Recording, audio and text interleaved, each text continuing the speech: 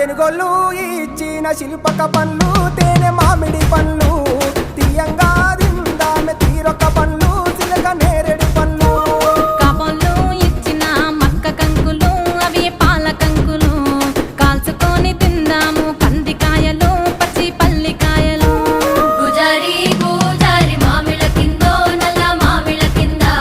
కుసుమరోళ్ళేసిన కుందన బొమ్మ అది కుందన బొమ్మ